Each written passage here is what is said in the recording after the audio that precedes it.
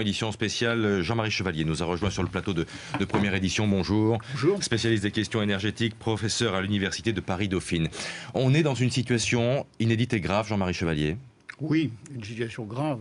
Situation grave parce que derrière cet accident, il y a quand même l'idée que ces centrales qui ont une trentaine d'années avaient été construites pour résister à des séismes d'une intensité très inférieure à celle qui s'est produite. 9, puisque l'intensité a été réévaluée cette nuit. 9 degrés sur l'échelle de Richter. Alors 9, un séisme sous-marin avec un tsunami d'une violence extrême.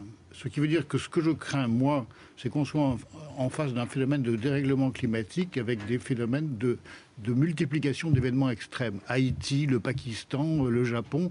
Et donc ça remet en cause la façon dont on a conçu certaines centrales il y a une trentaine d'années. Parce que vous nous rappelez effectivement une chose essentielle, c'est que là on est dans un pays où vraiment les critères de sécurité sont considérables. Oui. Et vous nous rappelez effectivement avec beaucoup d'acuité que des centrales peut-être du même type sont en fonctionnement dans des pays où ces notions ont moins d'importance. Le Pakistan, vous dites, la Chine aussi, peut-être, oui. Et également avec des risques comparables. Avec des risques qui pourraient être comparables. Soyons extrêmement prudents. Soyons extrêmement prudents sur l'interprétation de ce qui se passe et sur les leçons qu'on peut en tirer. Moi, j'ai quand même un peu frappé de voir qu'il y a des réactions émotionnelles un peu trop rapides par rapport à ces événements. Il faut prendre du temps pour analyser, pour voir quelles sont les leçons à tirer de cela. Mais peut-on véritablement intervenir, Jean-Marie Chevalier, sur des programmes qui sont en cours?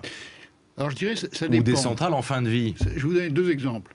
La Chine, par exemple, la Chine va continuer à construire des centrales nucléaires. Je ne pense pas que l'accident japonais va changer beaucoup de choses, sauf sans doute une réflexion chinoise, comme dans tous les pays, sur les normes de sécurité à exiger. Et ça, c'est très important. Et je pense qu'il faudrait que cet accident japonais nous amène à réfléchir davantage sur les normes de sécurité internationales qui s'imposent partout pour éviter la multiplication de centrales qu'on pourrait appeler du low cost et qui ne respectent pas les mesures de sécurité. Que dit l'observateur qui assiste comme nous à l'accélération des événements?